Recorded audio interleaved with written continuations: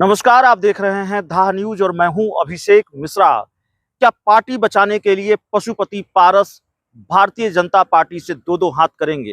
क्या अपनी पार्टी का अस्तित्व बचाए रखने के लिए पशुपति पारस भारतीय जनता पार्टी से नाता तोड़ने जा रहे हैं? ये बड़ा सवाल है, क्योंकि धीरे धीरे ये खबर पुख्ता हो रही है कि पशुपति पारस ने भारतीय जनता पार्टी से दो दो हाथ करने की तैयारी कर ली है। हालांकि पशुपति पारस लोकसभा चुनाव में या लोकसभा चुनाव के बाद भारतीय जनता पार्टी से भिड़ने की हिम्मत नहीं दिखा सके हैं। अब तक उन्होंने भारतीय जनता पार्टी के सामने हथियार ही डाले हैं, जो हमने आपको कल भी बताया।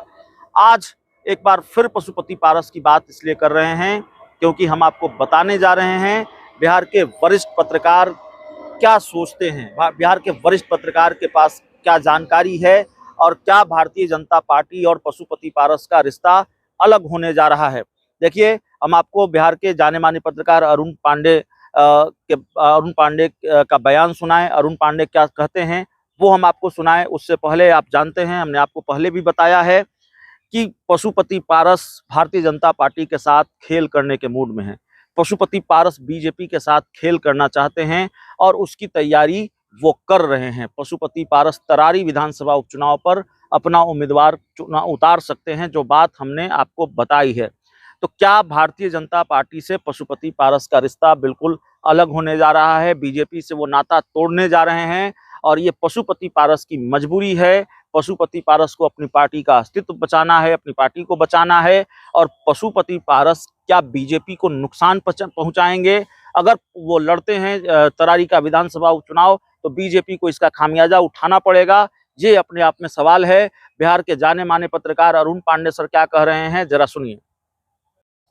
देखिए, अब जो अभी तक तो है कि पशुपति पारस की पार्टी एनडीए का पार्ट है। अमित शाह जी से मिले थे वो, तब तो लग रहा था कि पीसी पाले में रह रहे थे। ये अब क्यास लग रहा था कि कहीं गवर्नर बनाए जा सकते हैं, लेकिन फिर भी बात बनती नहीं दिख रही है। अब भतीजा वहाँ शहंशाह है, तो चाचा का क्या काम है? तो अब चाचा अपनी पार्टी का वजूद बचाने के लिए और अपना भविष्य बचाने के लिए, जो आपने चर्चा की कि भाई वहाँ ये तरारी विधानसभा सीट के लिए कोई उनकी पार्टी का उम्मीदवार होगा। सुनील पांडे तो पहले वो वहाँ के विधायक थे, वो साथ थे।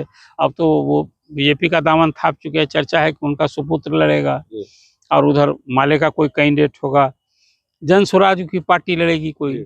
तो एक तो मुकाबला है, लेकिन पशुपति पारस यदि खुद कैंडिडेट इस चुनाव में देने जा रहे हैं तो स्पष्ट है कि अब उनकी राह अलग हुई।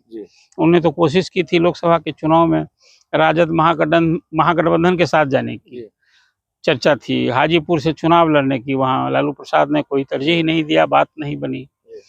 कुल मिलाजुला अब लोजपा के जो पारस जी की पार्टी है उसका क्या भविष्य है, तो वही ने कहा, वजूद बचाना और भविष्य बचाना, इसी का संघर्ष है। आखिरी दाव चलना चाहते हैं। बस आखिरी दाव वो चलना चाहते हैं और भारतीय जनता पार्टी से उनके रिश्ते अब अलग होने की बात। तो अब यही न रहा है, और क्या कहेंगे? यदि आप अलग रहिएगा, अलग कैंडिडेट दीजिएगा, तो आप तो खुद तय कर रहे हैं कि फिर चले अब मेरी राह अलग।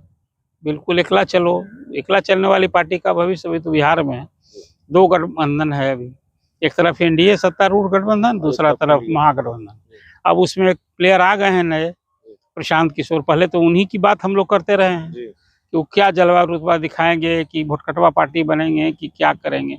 लेकिन मैं ये मानता हूँ कि जो चुनाव विधानसभा का होगा, प्रशांत किशोर का जो ताना बाना है, तो एक तीसरा प्लेयर तो हो गया है, ये फिलहाल आप कह सकते हैं। पशुपति पारस कोई नुकसान नहीं पहुंचा रहे हैं बीजेपी को फिलहाल। अभी लड़े तो चलिए ठीक, वो सीट लड़े तो पहले, वो सीट तो है भी नहीं बीजेपी की।